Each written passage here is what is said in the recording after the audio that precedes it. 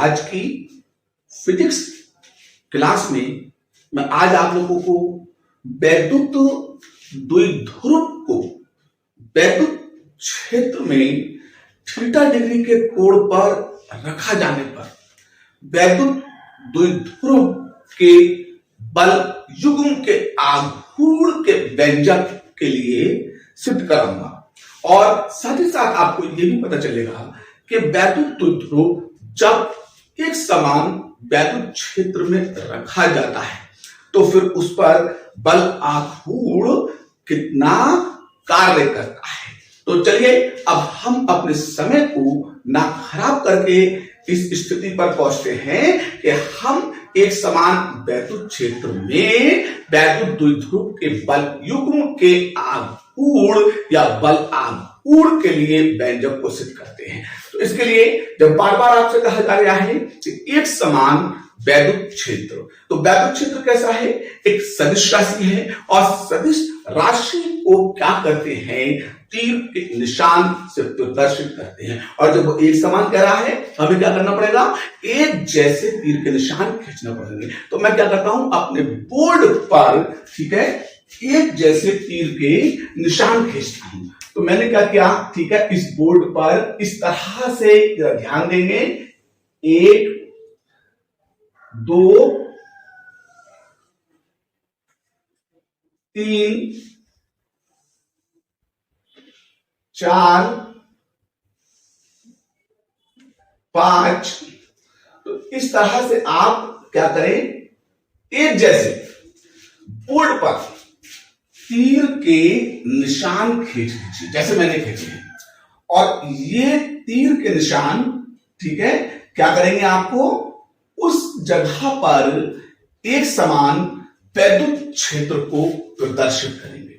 अब वैद्युत क्षेत्र इंग्लिश में इलेक्ट्रिक फील्ड, इसलिए इसे आप कैपिटल ई से रिप्रेजेंट करेंगे। तो ये एक कैपिटल ई इलेक्ट्रिक क्षेत्र है जिसमें क्या है, ठीक है, ये इसकी दिशा है। अब इसमें आपको एक वैद्युत द्विध्रुव को थीटा डिग्री के कोण पर रखना है। तो आपने क्या किया, इसके अंदर एक वैद्युत द्विध्रुव यानी कि इलेक्ट्रिक डाइपोल को लिया। ये मैंने लाइनें खींची हैं। तो मैंने इसमें क्या किया है, एक वैद्युत द्विध्रुव को रख दिया है। और द्विध्रुव की पहचान क्या होती है?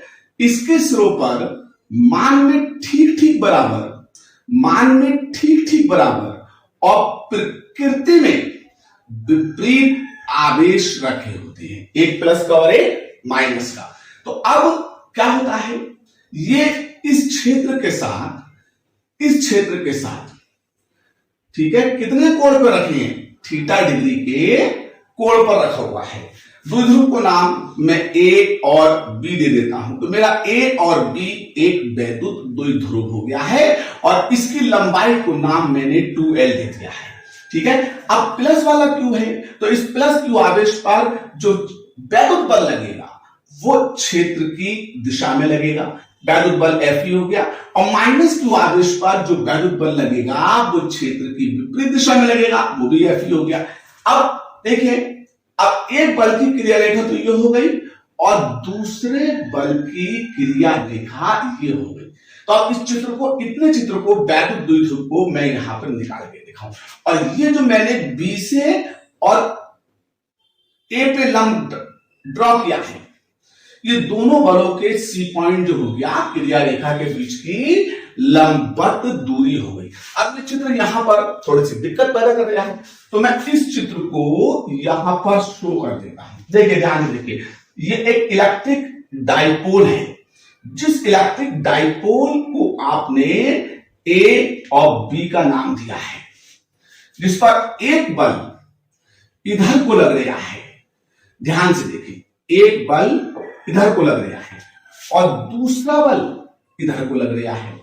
और दोनों बल मान में कैसे हैं? बराबर हैं। दिशा में कैसे हैं? विपरीत हैं। और साथ ही साथ, ठीक है, ये एक दूसरे के कैसे हैं?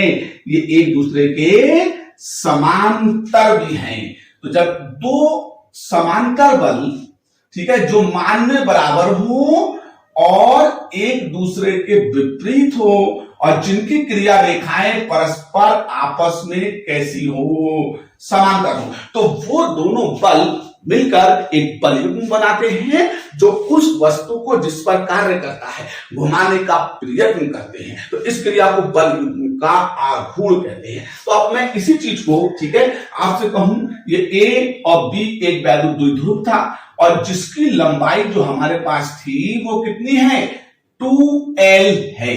इसकी लंबाई कितनी है? और अब आप बी सिरे से और इस पर लंब ड्रॉ कीजिए, तो इस पॉइंट को मैं सी कह दूं, तो ये बीसी जो हो गई वो दोनों बलों के क्रिया रेखाओं के बीच की लंबवत दूरी हो गई। दोनों बलों की रेखा के बीच की क्या हो गई है, लंबवत दूरी हो गई। और ये थीटा कोण हो गया है, तो इसलिए आपका एबीसी जो हो गया एक समकोण त्रिभुज हो गया, और जिसमें बीसी क्या हो गई है, वो लंबवत दूरी हो गई है, और इस लंबवत दूरी को हमें निकालना है।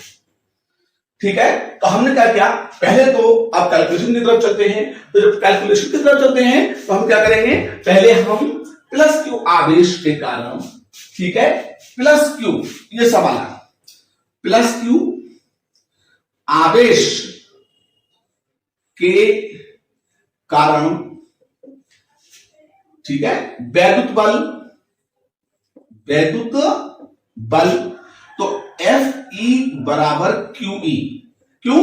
क्योंकि according to definition of electric field E बराबर Fe अपॉन में Q होता है। आप तिरछी गुणा कर दीजिए तो Fe बराबर क्या हो जाएगा, Q हो जाएगा। अब एक बल ये है, ऐसे ही आप माइनस Q आवेश पर, ठीक है, वैद्युत बल निकालें, तो जब उस वैद्युत बल को देखेंगे तो वो भी Fe बराबर QE आ जाएगा। अब दोनों बल क्या हो गए, मान में एक दूसरे के बराबर है लेकिन दिशाएं क्या है, विपरीत है, तो ये बल युग्म का आघूर्ण बनाएंगे। तो अब आप क्या करेंगे, ठीक है, अब त्रिभुज ABC में BC निकालिए, तो लंब बटे में कट, तो लंब बटे में कट, यह आपका क्या होता है, साइन थीटा होता है।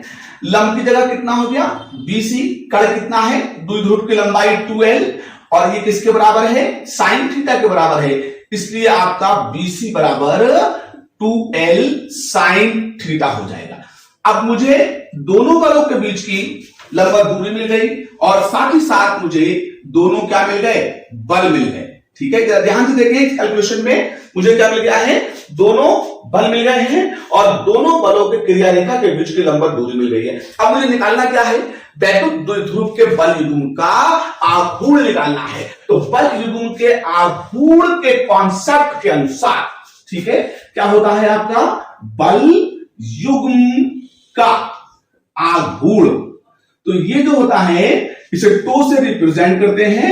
ये दोनों बलों में से किसी एक बल को, अब दोनों में से किसी एक बल को लिया और गुणा बलों की क्रिया रेखाओं के बीच की लंबवत दूरी को। तो लंबवत दूरी हमारी क्या है, according to triangle of ABC, तो हमारी लंबवत दूरी कितनी है, बीसी है। Now the find of electric force E and the perpendicular distance BC, ठीक है, इन दोनों डिस्टेंस को आप क्या करें, इसे इक्वेशन नंबर 1 मान के आप इन्हें समीकरण 1 में रख दीजिए। तो क्या होगा आपका समीकरण 1 में आप देखेंगे तो टो बराबर Fe की जगह पे आपने पुट किया QE और BC की जगह पे क्या पुट किया है, 2L साइन थीटा को पुट किया है। तो आप क्या करें, Q के साथ में E को आगे रखें और फिर Q इंटू 2L और साइन थीटा। अब Q इंटू 2L क्या होता है, द्विध्रुव का आघूर्ण, जिसे क्या कहते हैं P, तो आपका PE साइन थीटा हो जाएगा। इसमें आप बहुत अच्छी तरीके से जानते हैं कि P बराबर Q इंटू 2L है। तो इस तरह से हम क्या देखेंगे कि अगर कोई वैद्युत द्विध्रुव किसी वैद्युत क्षेत्र में रखा हुआ है और वो ठीक है थीटा डिग्री के कोण पे है, तो द्विध्रुव के बल युग्म के आघूर्ण के लिए हम जिस सूत्र को निकालेंगे वो हमारा 2 बराबर PE साइन थीटा। बात समझ में आ गया है अच्छी तरीके से। तो मैं रिपीट करता हूं कि आप इसे कई बार करें, कम से कम एक बार तो रिवीजन में जरूर ले, तो आगे के लिए आपको ये काम को बहुत आसान करेगा और उम्मीद करता हूं कि जिस आसान तरीके से जिस कॉन्सेप्ट हमने समझाया है उसे आप समझने में पूरा सहयोग करेंगे। तब तक के लिए जय हिंद, जय भारत।